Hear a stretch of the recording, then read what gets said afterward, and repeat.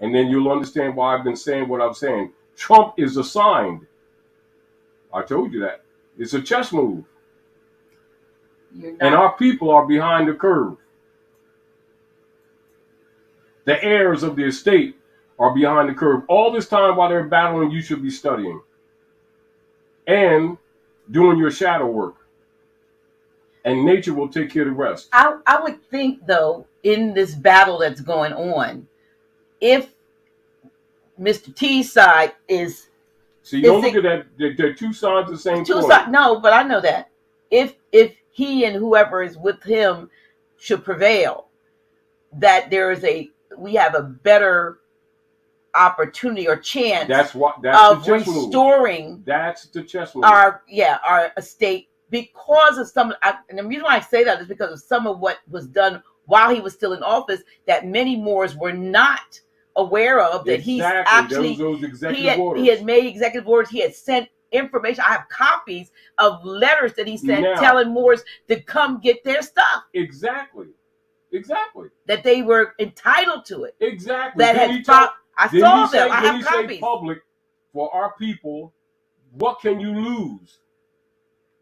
What do you have to lose? You keep voting for the Ku Klux Klan, i.e., the Democratic Party, which means the cabal. And it doesn't mean that the rhinos of the Republican Party are any better. Right, because you got them on from both sides. This is why they've all been countering him. That's not defending Trump. It's understanding the chess move. He was put in place to restore the republic. And I suggest that you all read the civil orders from Pope Francis to Barack H. Obama. You can pull it up on your phones right now, and that will be your answer. I wasn't unaware of what I was saying, and I wasn't unaware that people would take it wrong. I didn't call them that they were Moore's direct heirs. However, we have interest in their affairs, and they're battling over your lost estate. Pay attention. And be prepared to take your places of restoration of your estate. That's why over the last 10 years or so, I've been telling people a reversion of estate, because it's promoting a concept of thinking, so that you're doing your studies in the area of competence that our people, as these things collapse, because they are collapsing, for our people to restore competently a right of claim of their estate, and not be distracted or diverted by people among our own who are parasitic in their character, which his sister was talking about earlier, that we got to cleanse from among us, who are really secret operatives working secretly with the Bar Association, making these things complex when they're not complex whatsoever. It's just our people need to purge themselves of false thinking and false paradigms. But it doesn't mean that they're not supposed to look at things. I'm not saying that. No. I'm saying because everything is a chess move. And even when you look at things that Drali did earlier, you'll see them falling in place right now. It's called fifth-dimensional chess. Here's a question. Can parents request the surety bonds of teachers, faculty when they are found not to be doing their jobs? Repeat that again. Can parents request the surety bonds of teachers, faculty when they are found not to be doing their jobs? Of course. Have our people been suing them, going against their surety bonds? Have they been doing it? I don't think so. No. I don't. So now, isn't this back to the principles that we were talking earlier, that our people need to know how things are structured, how they work, so intelligently they themselves can restore their right of estate by doing what?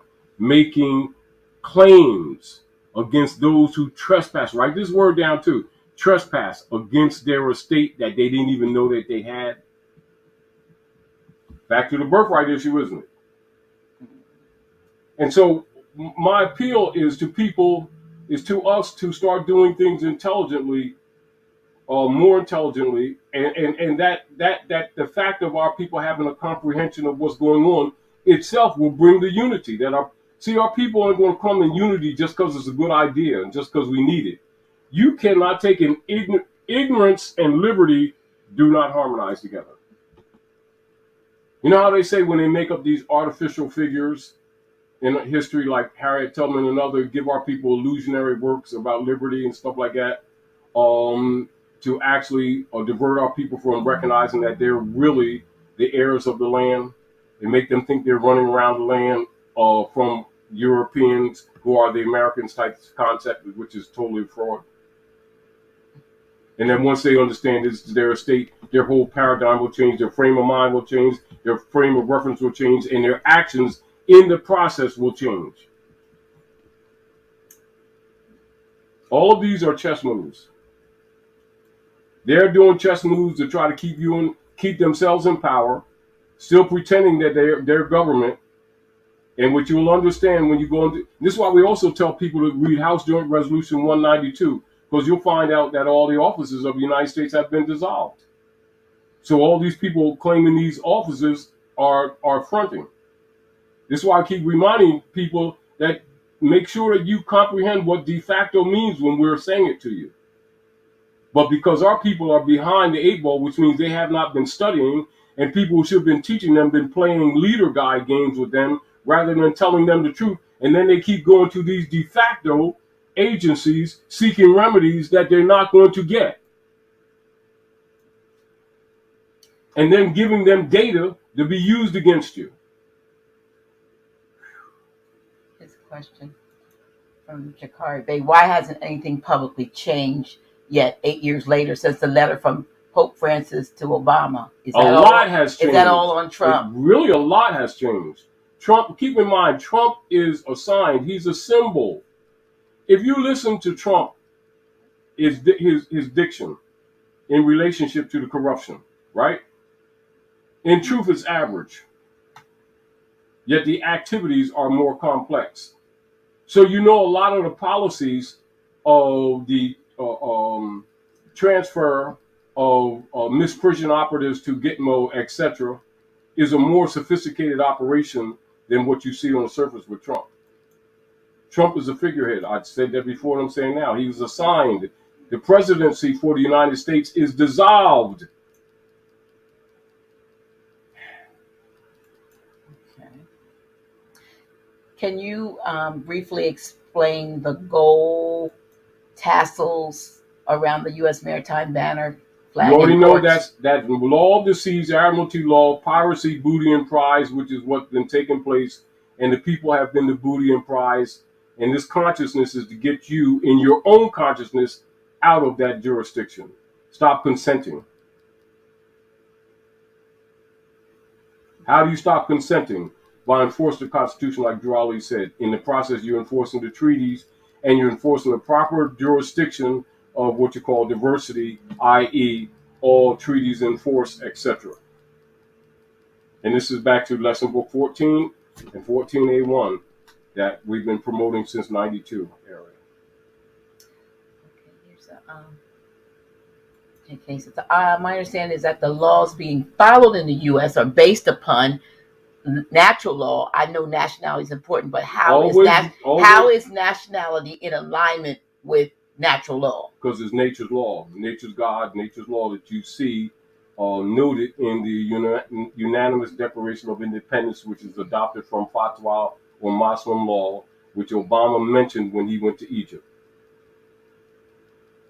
See, it's not that these things haven't been said. It's apparent that people aren't emphasizing it. Are we clear? Mm-hmm. And I'm saying that not to defend anybody's position. I'm arguing that a lot of these things have been exposed to the people, and people who should be emphasizing it are not emphasizing it. Same with the rights of indigenous people. Even when you deal with Act 1, Part 6, relative to them stealing people's children.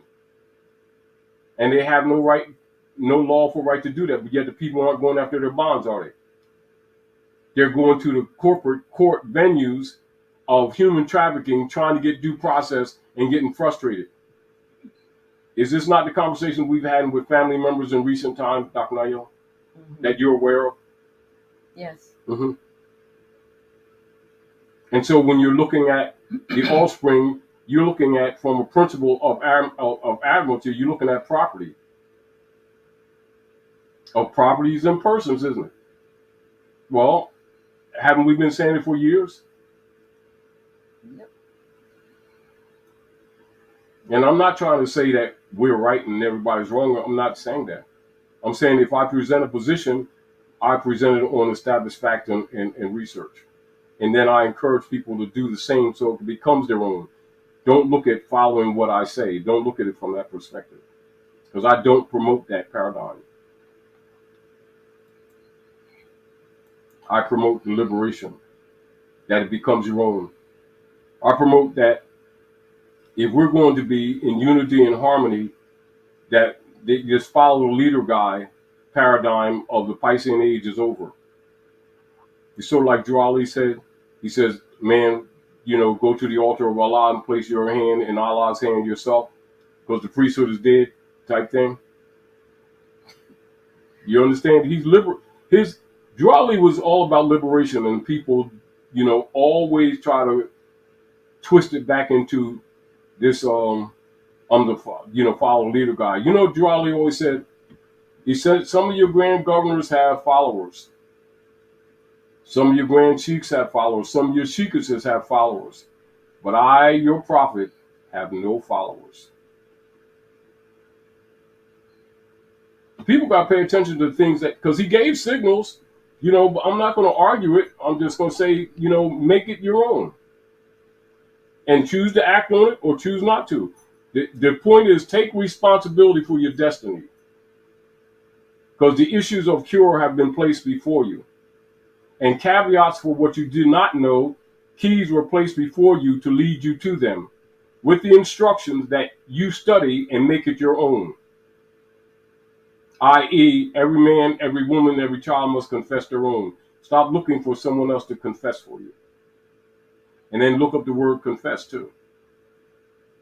And you're going to find out it means more than you think it does. Here's a question.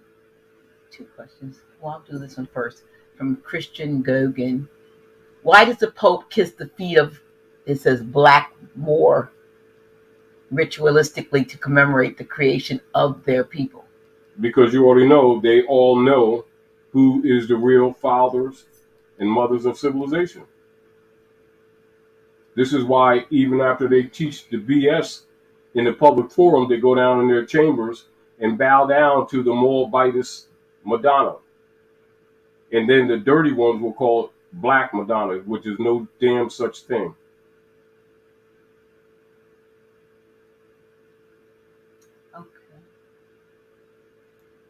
Okay. See, they do that. See, if you really study the dark priesthood and a lot of the demonism that they do, and a lot of Satanists that they practice, Satanism that they practice, you'll notice that in different methods, whether they do it by signs or symbols, or whether they do it by some allegorical story, etc., they will literally tell the people what they're going to do. Or they'll tell them the truth even if it's coded. Mm-hmm. But that's because they have knowledge that the laws of nature does not recognize person or station, and that all things living, all things being in existence are subject to those immutable divine laws, whether you're taking a positive or negative position. Therefore, for protection, or what you call karmic reduced response, this is why they focus on deception and fraud in order to get us to agree to fraud and commit violations, and then they, like a jackal, comes and devours the corruption that we agree to, etc. This is why people who really comprehend this thing, even though it's kind of rough on us, will say that people are slaves by consent. But then that must be examined to comprehend it, so that people, don't play victim all the time. Next question. Okay. Because we've been trained to play victim. And that mentality is also designed for us to give up our power and think that we are powerless against this stuff, when that's not true. Here's a question from I'm stuck. It's not letting me go over there. And that's something. Stop. Okay. Sadiq Hog L says, you know all this, brother Taj Tarik Bey. Why aren't you No. let me finish. You know all this, Brother Taj Tarik Bey.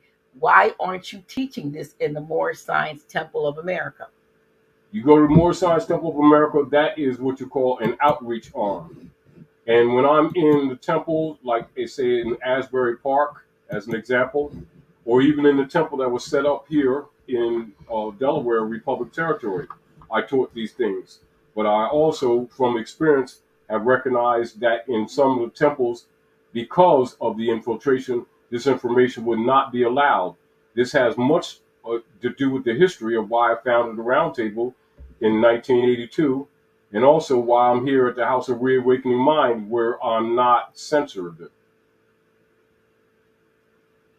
And with that as a note, I would suggest they do the research and read the letter from Prophet Noble himself referring to the infiltration and then trying to take over the movement and trying to disqualify him. It's documented.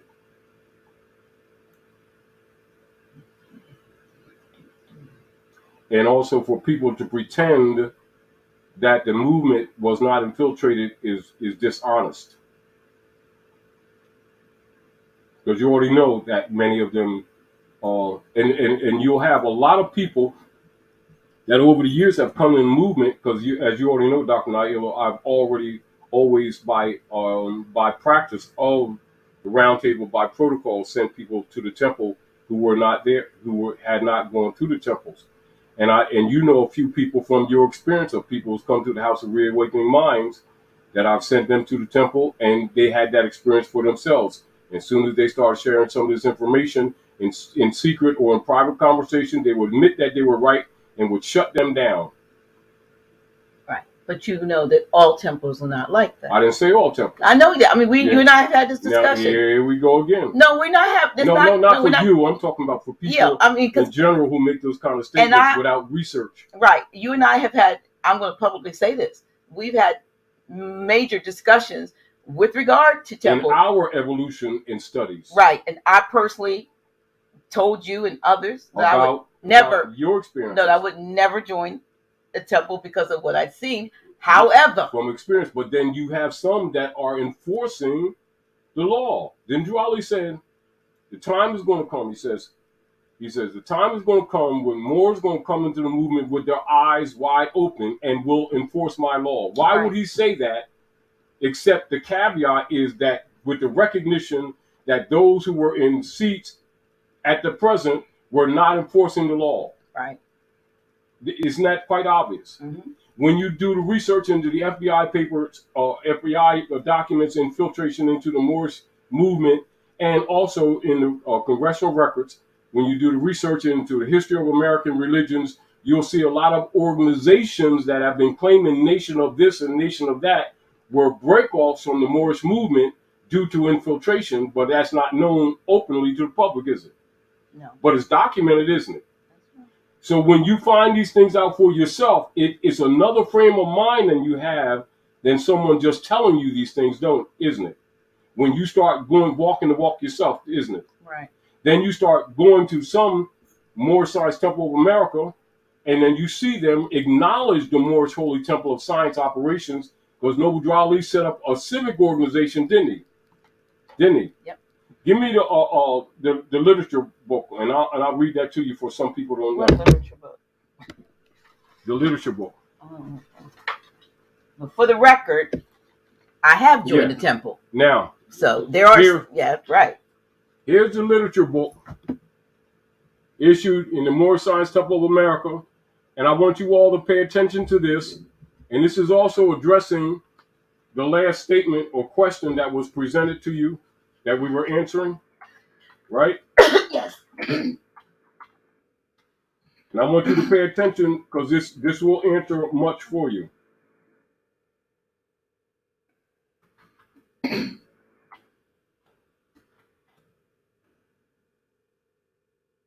Moorish leaders' historical message to America. And I'm going to read all, and it'll also give you reference points for research. So be patient. It's not too long. It's only a couple pages. However, it's important for anybody who has questions about the Moorish movement. Very important. In connection, this is Moorish Leaders' Historical Message to America, Noble Drew Ali.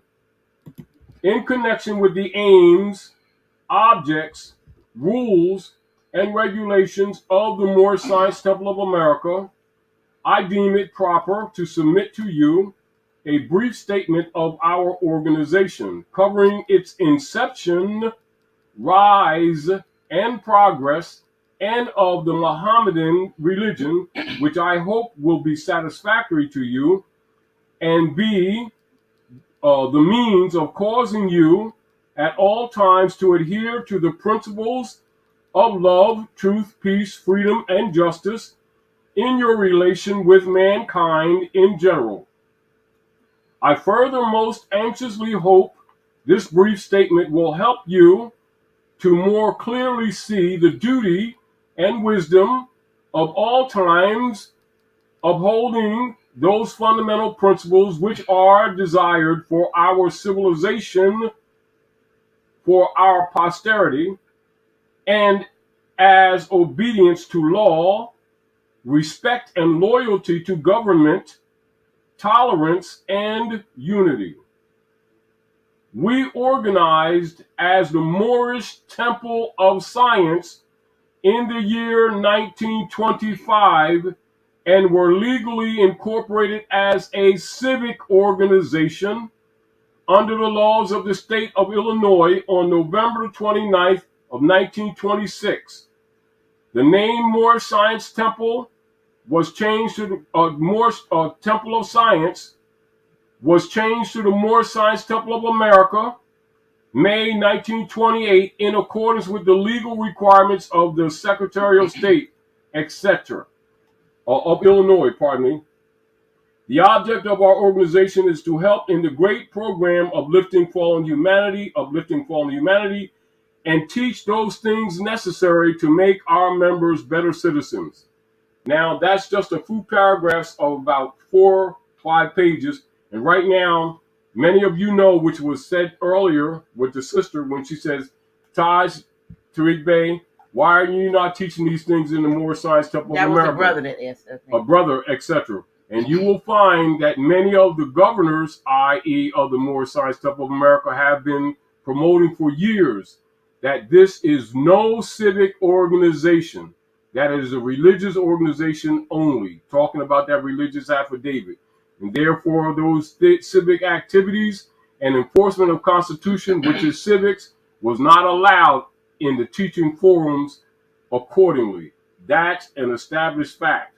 It's not a condemnation, and it's not a support, etc. It is just a fact of information for those who have wondered why I founded the Roundtable in 1982 and why I became a Emir of the Order of the Great Seal with a registration in the Library of Congress, etc.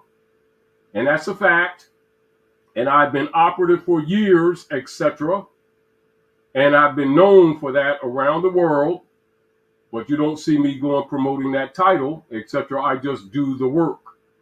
And then by virtue of that, authorized to go to the hedges and the highways to help make our people aware, and by order of the Great Seal of the ancient Canaanite Moabite nation, by right of law and right of position delegated, have been nationalizing people. And then promoting them go to the temple and also for them to study and not trying to make them followers and club members, which I already know has been detrimental to our people. Other people may take different positions. I'm not arguing with them. They got to do what their mother sent them to do. In the end, we'll see who has the proper chess move. Because the stuff is falling apart now, ain't it? Moorish said, Miss G, you be starting trouble. Not trouble in my start. I ain't starting no trouble. You got me confused there. Yeah, so he's gonna start new stuff. I ain't starting no trouble. I just speak the truth in love. And like we talk on. It's like this. In order to fix things, we've got to we can't be sensitive, and we've got to be honest. I ask you very. And we got to be honest with the questions. I and we ask don't you questions. very honest questions. I mean, and that is when that's honest. When I joined the temple, I ask you Mm-hmm. if that affected you, if you had an issue with. I mean, I did what I did because I'm grown and make my own decisions. And once I heard some of the things they're teaching, I say, go ahead. You need that experience. Absolutely. Absolutely. Because it becomes your own. Right. And you'll comprehend why they're doing what they're doing and that they're proper. Right. And for those who question, we're talking about Temple 43. Yeah, that's right. And it's not discrediting any other temples. We're just talking about our experience, our walk. Right.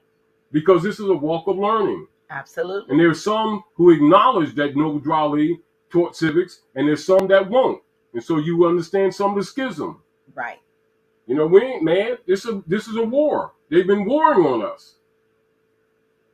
And not to admit that would be irresponsible and dishonest, wouldn't it? Absolutely. Wouldn't it be? It would. You can't help the people by lying to them, can you? Right. Let me ask you this question that I didn't see this down here. That's because we're at the end.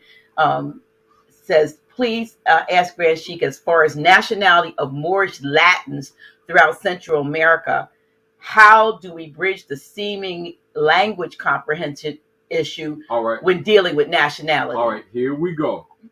Now, for those of you who have available to you the Circle 7 Quran, give me the Circle 7 Quran. Mine's all over there. Is it where? It's over there. They were in that. See that thing with the lines around? I mean, see the book with the rings? It's in that envelope. All of them are over there. So when I do study, see that thing right there? Oh, yes. The envelope. Yes. They're inside. Excuse me, just a minute. I'm sorry. They do a pilot check. I can't figure out where this is to get out of here. You see them in there? They're in that envelope. Now, I want to read from the Circle 7 Quran and give you some sound social political concepts. Now, repeat that question for the people. Okay. As far as nationality of Moorish Latins throughout Central America, how do we bridge the seeming language comprehension issue when dealing with nationality? Now, in the political realm, you would call that Tower of Babel. In the splitting of the language. Babel, or what? Babel. Babel. We call it Babel. Now, in fact, you would also comprehend the dominion of Africa. This is very important. And this would be chapter 47, Egypt, the capital empire of the dominion of Africa. The inhabitants of Africa are the descendants of the ancient Canaanites from the land of Canaan. Old man Cush and his family are the first inhabitants of Africa who came from the land of Canaan. His father Ham and his family were second. Then came the word Ethiopia, which means the demarcation line of the dominion of Amexem, the first true and divine name of Africa. The dividing of the land between the father and the son. The dominion of Cush, northeast and southeast Africa, and northwest and southwest was his father's dominion of Africa. In later years, many of their brethren from Asia and the Holy Lands joined them.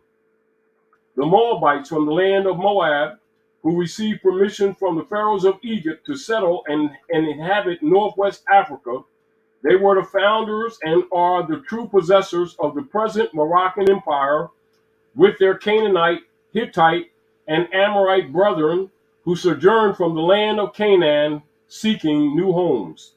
Their dominion and inhabitation extended from northeast and southwest Africa across the great Atlantis, even unto the present North, South, and Central America, and also Mexico and the Atlantis Islands before the great earthquake which caused the great Atlantic Ocean.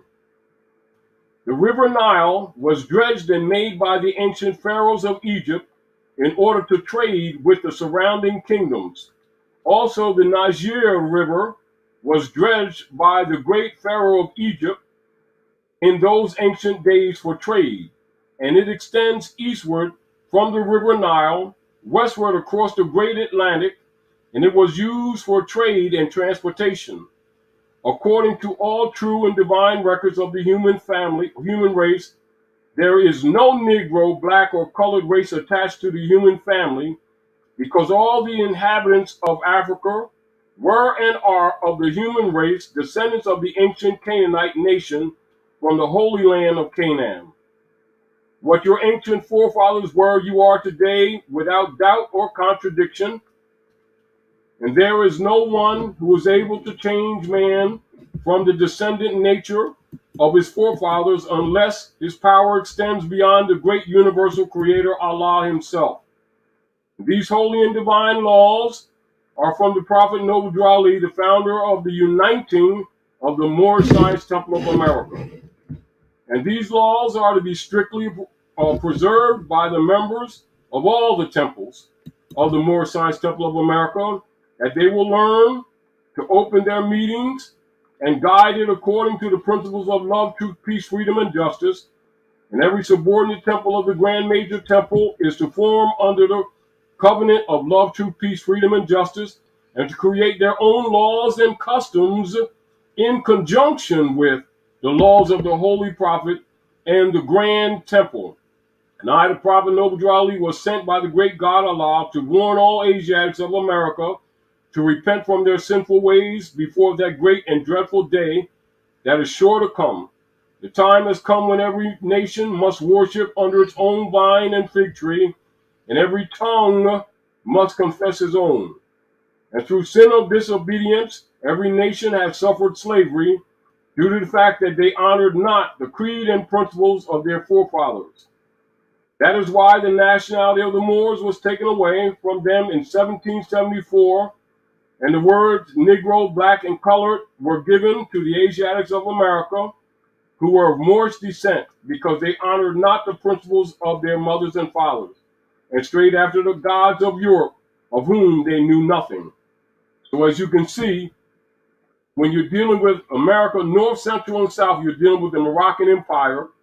And of course, they would tell you, and this is after the fall of the Red House in the Alhambra in Al-Andalusia, which they refer to as Spain after the military operations known as Ferdinand and Isabella, etc., which are military operations, not so much just people as you've been told, etc. That's when Al-Andalusia was named Spain. And so the Moorish Latin was called Spanish, which does not exist. It's Moorish Latin.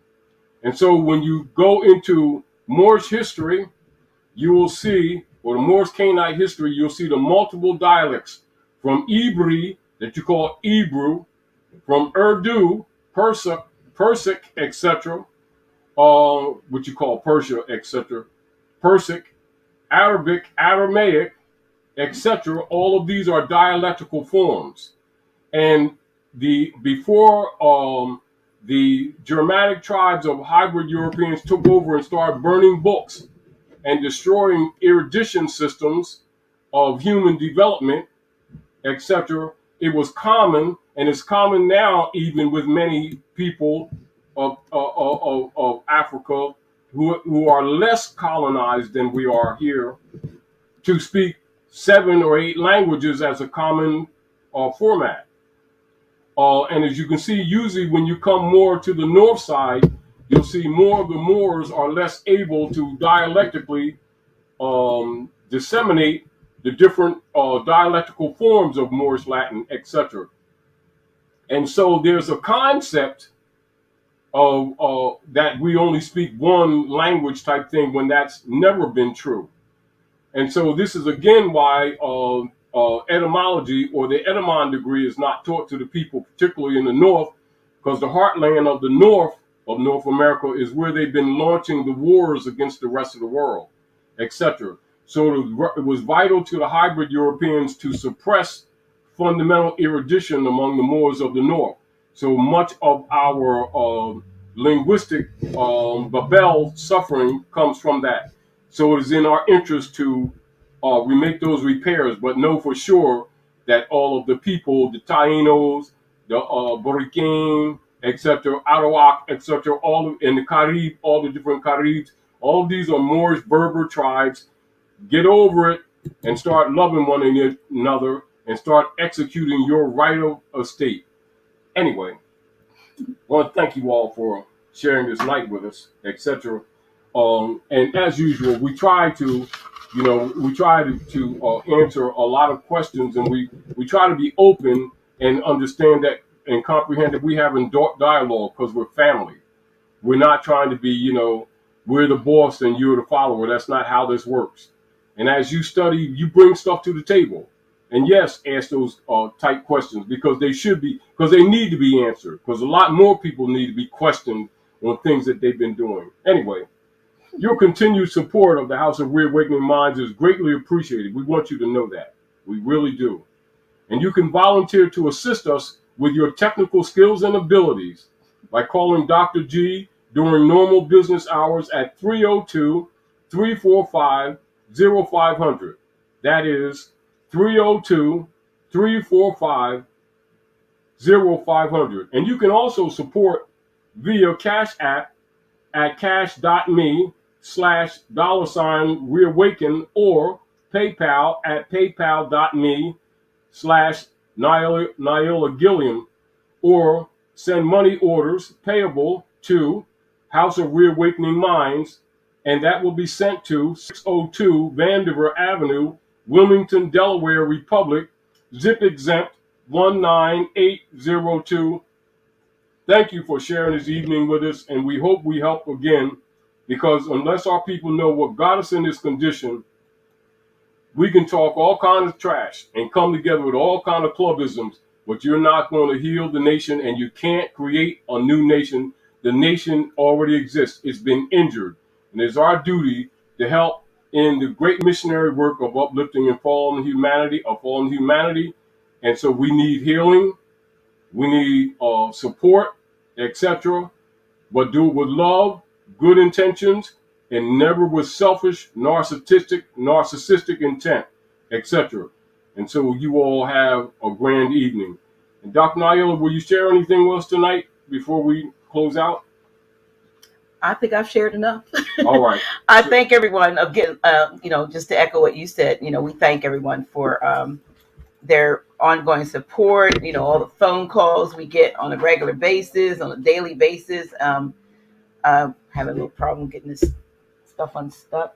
The calls, the emails, and I apologize sometimes when I don't get to answer your emails. Remember, we're doing multiple things. Yeah, it's just it's just a handful doing it, like two hands. Yeah. So we just thank you so much for your patience. Thank you for your orders for USB drives, and anything we can do to help, please just reach out to us, email us, text us, and what we can do, we will do, and what we won't, what we can't, we will sure let you know.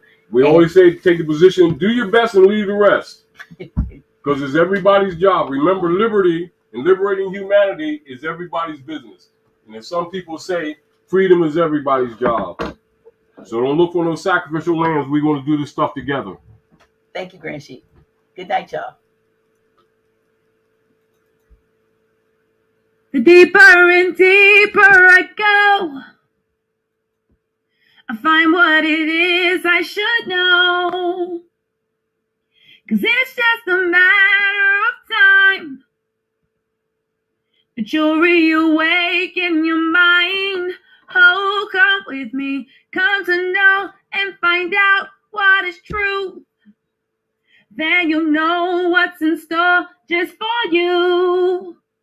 No more living a lie. I can look to the sky and say, I'm reawakening mine. Come to know and find out what is truth, yes. Then you'll know what's in store just for